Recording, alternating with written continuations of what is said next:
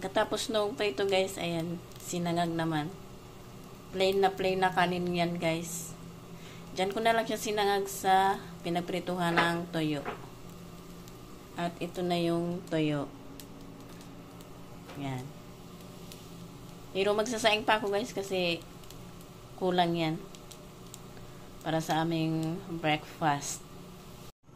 Ito na pala guys yung sinangag. Ayan. Wala nga rin palang ano yan, sibuyas. Plain lang talaga. Nagasa lang naman ako guys ng ano. Magpakulo ako ng tubig kasi para may sabaw yung asawa ko. Magluto ako ng Lucky Me na beef. Lalagyan na lang ng gulay. Ito guys, oh, alugbati. Tsaka may ano yan, kaunting ano, talbos ng kamote. Ayan. Antayin ko lang siyang kumulo.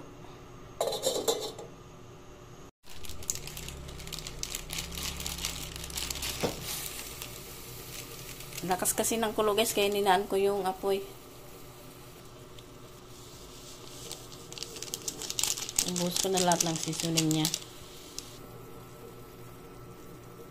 Para pati yung gulay may lasa.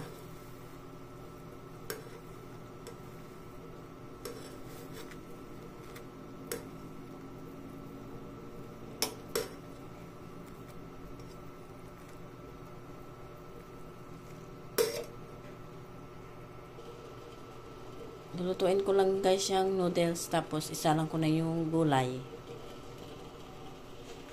Lagay ko na to guys na gulay. Nahugasan ko na rin naman to eh. Gustong gusto yan ng asawa ko. Alugbati. Hindi ako nakain yan guys.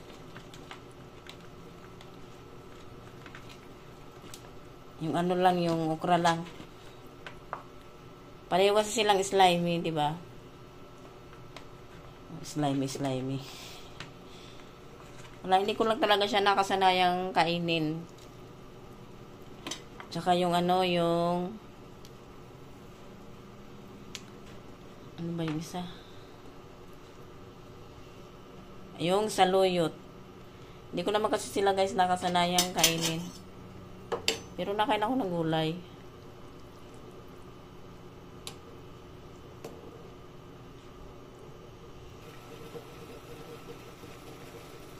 Okay na yan guys. Luto na yan. Aantayin na lang yung kakain yan. Maghuhugas na muna ako guys habang wala pa yung aking jusawa. Kagabi to guys. Hindi ako naghugas kagabi. Gabi-gabi naman.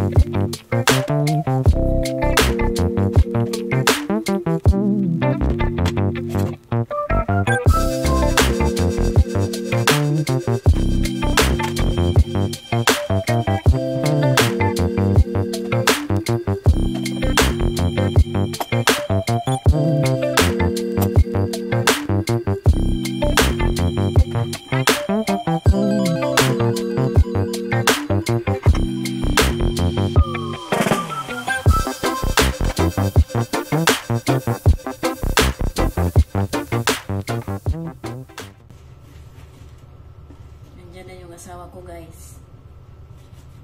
Narinig ko na yung motor.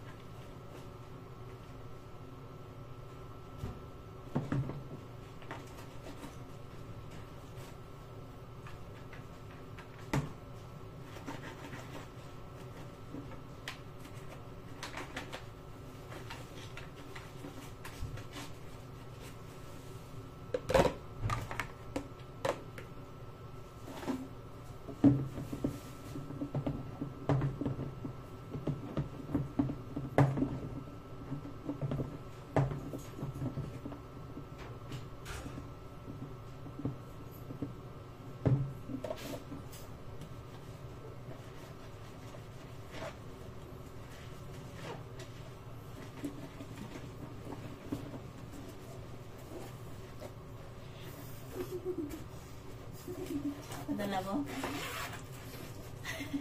Hindi ka na makita. Nadala mo? Hindi ka dumaan? Natumawag pa naman ako doon.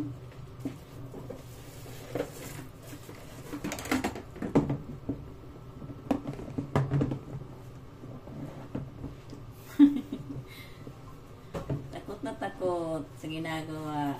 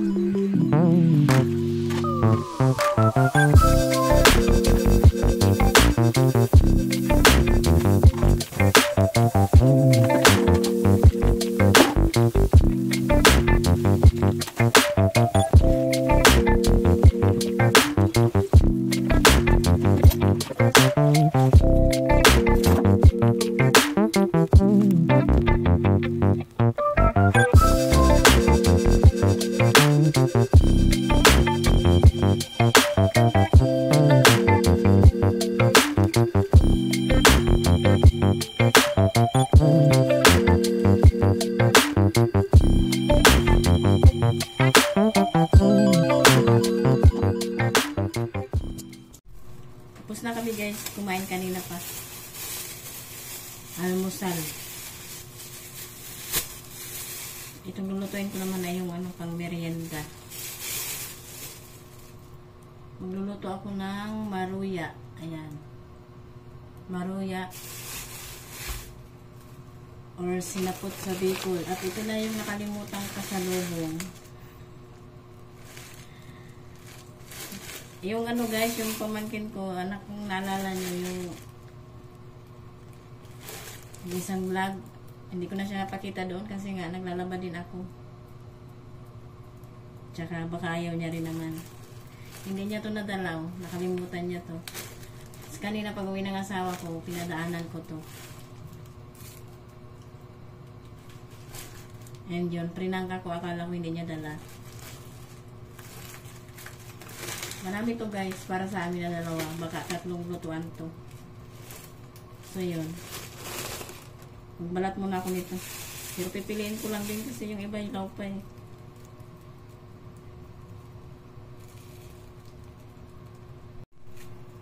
Ito na guys, so yung mga nabalatan ko. Medyo marami naman na yan. Medyo marami. Pero sa tingin ko kulang. Pero may pansit pa naman kasi yung balat. Lalagay ko to guys sa sa halaman. Pang pataba. Sa sobrang taba, hinain na ng caterpillar yung mga dahon. Nakalbo na yung halaman ko. Yung caterpillar guys, ang cute sana. Kaya lang, Diyos ko, kinalbo na yung halaman ko, hindi ko napansin. Yung asawa ko pang nakapansin. Gagawa ako ng harina.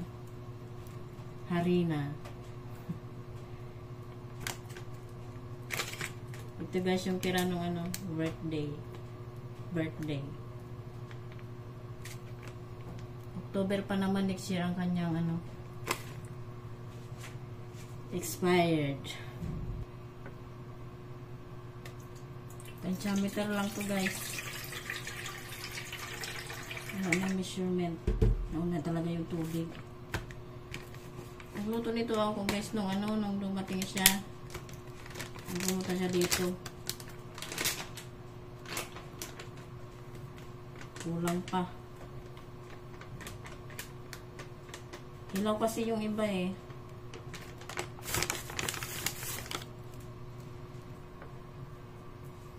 May vanilla ako dito guys. Oh. Lagyan ko na lang.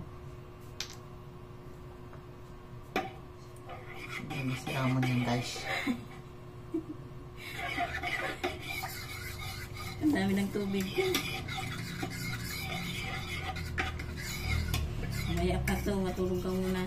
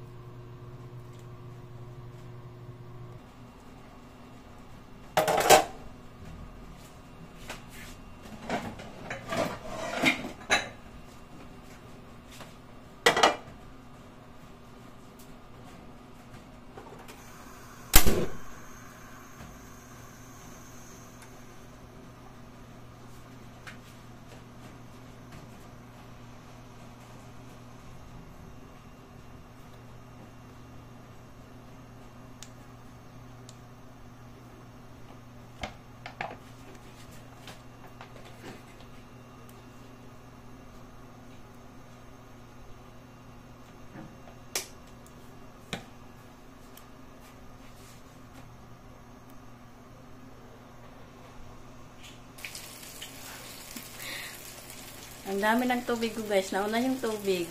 Nahuli yung harina. Kaya ang labnaw ng kinalabasan. Naku. Tingnan nyo. Ang itsura niyan.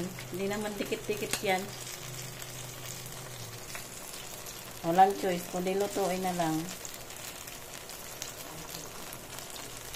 Ito pa yung iba oh. Tinapon ko yung ibang tubig. Grabe. Sobrang. Naku. Ayan na guys, yung maruya. Maruya pa rin naman ang kinalabasan niya. Ayun pa yung iba, oh. Luto na guys yung maruya at isusunod ko naman yung pansit. Ayan. Nalaglag kanina. Natalsik pala. At yung gagamitin kong mantika dito sa pansit ay ito lang din. Yan. Habang nagluluto ako kanina guys, ayan, naghiwa na ako ng bawang at sibuyas. Wala akong nabiling hidi, yung ano, yung hipo na toyo. Ayan, Kukoy, salamat. Isa ako sa nakatanggap nito. Umuwi kasi siya ng Bicol guys. Sabi niya ay 3 days lang daw siya doon. Thank you sa pansit.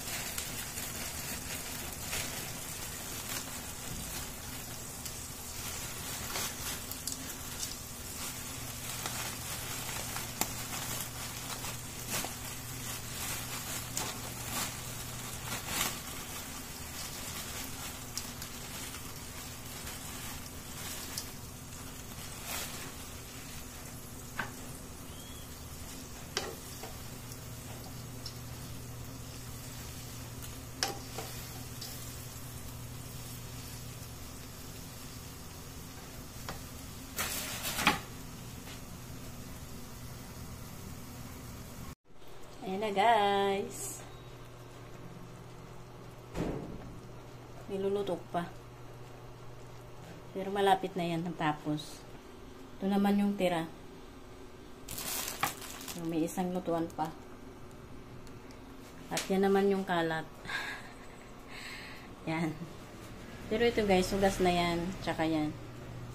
Yan na lang. So, yun lang guys for today's video. Ligpit. Pagkatapos kong kumain, magligpit. Pero maya-maya pa yun.